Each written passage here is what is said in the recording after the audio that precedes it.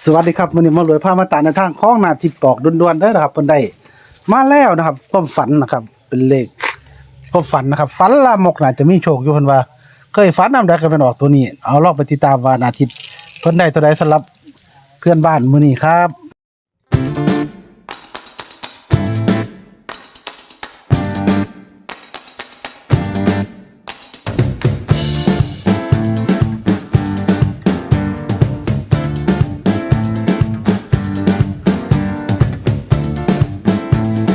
สวัสดีครับอาทิตย์ครับสวัสดีครับผมมื้อนี้มาตามที่หมอรวยก็สรวยเนาะครับครับผมนะครับพอดีตามมื้อนี้ตำเหล้าแต่เล่าของอาทิตย์บ่หรือของปู่ของผมครับปู่ให้ไปแล้วเนาะตัวเดียวบ้านเนาะครับผมเมื่อวานนี่แหละแล้วบอก28แล้วแม่นบ่ไปรถแม่นย่าฮอดเหล้าพัฒนาพุ่นละปู่ให้28ตัวเดียวเลยเนาะครับผมจำบ่ผิดวะแต่ว่าวันนี้มาตามของอาทิตย์แท่นบ่เนี่ยครับของอาทิตย์เพิ่นก็เป็นเลขกับเล่าครับผมเป็นเลขผู้ฟ้าเขาแดงมาทุกฝันป้าหัวแดงลุงปู่ป้าหัวแดงแหละขอเพิ่นแต่เมื่อวานก็แล้วก็เลยฝันก็ฝันดีดอกเพิ่นได้เป็นโตบ่เลยเตียวอยู่แล้วตีเอาแล้วแต่ถ้ามองตีมันก็ซ้ำเมื่อกี้เพิ่นบอกกันแหละถ้าเป็นโตแล้วว่าเต้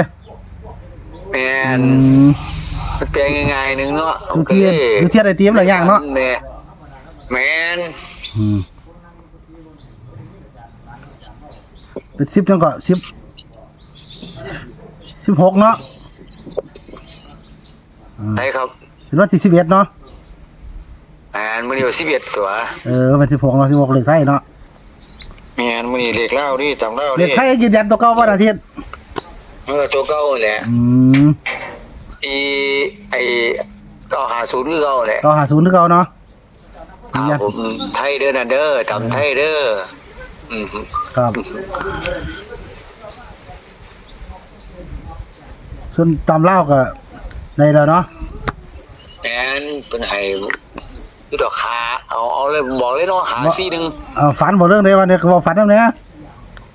ก็ฝันนี่แหละฝันได้ก็FCฟังนำแน่เนาะฝันเกี่ยวกับโอ้ยมันเว้าบ่ได้ก็เรียกฝันนะว่าลามกบ่แม่นโอ้ลามกแม่นฝันบ่เป็นตาเว้าดอกเขาเว้าแต่ฝันบ่ดีฝันดีอยู่นะก็เว้าไปตัวน้อยฝันลามกฝันว่า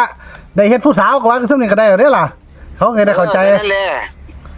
ฝันเฮ็ดผู้สาวนั่นแหละเคยตีแบบนี้บ่ฝันเฮ็ดผู้สาวเนี่ยแม่น41นี่แหละเคยฝันแบบนี้เคยตีแบบนี้เคยออกบ่อาทิตย์น่ะออกดิล่ะออกกันบ่แม่นสังเกตออกแม่น41แล้วถ้าเขาออกตัวใดถ้าเขา14 41ด้วยให้ฝันถ้าเขาฝันแบบนี้แม่นครับฝันแบบนี้มันสิออกนี่แหละโอ้ยผมฝันคิดแบบนี้ดูอยู่ดิแต่ก็ออกก็ดิเลขไทยกันเด้แม่นครับฝันละมง4แม่นรถแม่นบ่แม่น641บ่จักแล้วใช่น้ำ6บ่แม่นบ่จักแล้วก็สิแม่นตัวน้ำ6ดิแม่น641แหละข้อยก็ตีบ่ได้แต่ว่าข้อยคิดว่าจะ4114แหละโอ้มันใจ41เนาะแม่นหมอเลยซอยหมอเลยน้ำ6ให้หมอเลยตีซอยหมอเลยก็ตีผู้ชายน้ำ6พุ่นแล้วเอา6ก็6แล้ว641บ่ตามนาทีนั่นล่ะ641มาเลยกันกันแล้วกันเนาะครับผมมาเลยขอกันซอยได้แต่ว่าบ่ตัดให้พี่น้องอยากซื้อ64ก็ได้แล้วแต่เพราะว่านาทีละตีเองนะแล้วตี541แล้วฝันล่ามกนี่เฮ็ดได้มั้ยยิ่งส่วนใหญ่มันก็เป็น6ผู้ชายน้ำ6อ่ะนะครับแต่ว่านาทีแล้วแต่ว่าผมเน้นๆคือ4114แหละโอ้เน้นตัวเดียวเลยแม่นให้นะผมสิตัดหาเอาไปเลยนะผมสิมัก4114ตัวเดียวนะโอ้ตัวเดียวเน้นเลยเนาะแม่นครับมองว่าฝันละมกเนาะที่แม่นกับที่อยากได้แบบหมอรวยบอก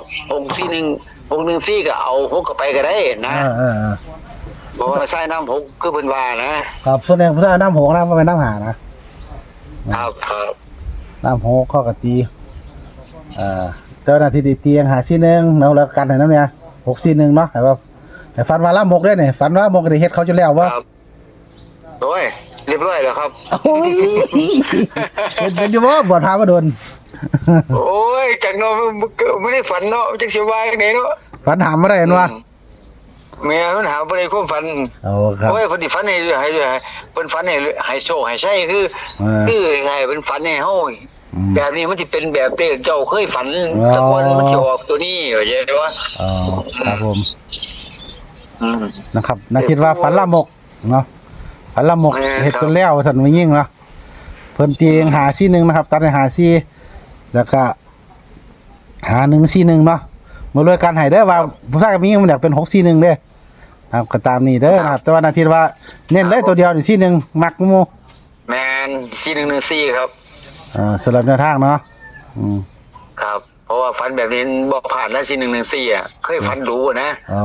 แต่ก่อนนะเลยไทยเลยยังก็บ่เคยผ่านสมัยเป็นท่ากับฝันนี่มันนั่น เป็นเลข จังซี่แหละ ม แม่น เคยถึงเนาะ เขาบ่ได้คิดไปอกุศลนี่แม่น เป็นโชคลาภเนาะ ครับผม เราเป็นกระดาษทิดเด้อนะครับสายด่วนเนาะให้มาแล้วนะครับ541545141เนาะเป็นเลขแนวทางรับเพิ่นบ้านฟังเล่านะครับเพิ่นก็บ่กล้าเว้าบ่ได้เพิ่นเป็นบ้าวเพิ่นบ่กล้าเว้าหลายลามกกันว่าโอ้ยงูแข้งงูขาก็บอกว่าได้กันว่า วันช่วงไหนเฮาดีคนที่แกล้งหรือช่วงไหน แม่คนที่แกล้งแล้วคนที่แกล้งครับ จะได้ฝันขอเป็นล่าเล่นบ่ครับ แม่นครับขอหลวงปู่เพิ่นเล่าเด้อปู่มื้อวันพุธเนี่ยเรียกเล่าออกกันนะตำเล่านะครับ ผม ก็ขอเพิ่นได้ซั่นแหละครับผม คือว่ามาเลยเคยฝันก็เคยเป็นโชคเด้อส่วนใหญ่มันฝันแล้วมองฟังเป็นโชคเด้อ แม่น มันบ่ได้เป็นเพราะเฮาคิดมากเลยโอ้ยบ่เคยคิดจังซี่แนวมื้อนี้ ตามสังเกตแล้วของฝันมันก็เป็นโชคส่วนใหญ่มันเป็นโชคเป็นจังซั่นมั้ย แม่นครับ ถ้าเข้าหน่อยฝันสิตีรถแล้วของ41เลยค่อยผมแม่นของเลยเนี่ย อ๋อครับ เป็นคือประจำกัน แต่ว่าข่อยมั่นใจคือ4114แหละ อันนั้นที่ตีเองนะ แม่นข่อยตัวหาเนี่ยข่อยบ่มั่นใจเด้อข่อยมั่นใจคือ4114นะ โอ้เฮาตีใส่เสื้อ3ตัวเสื้อ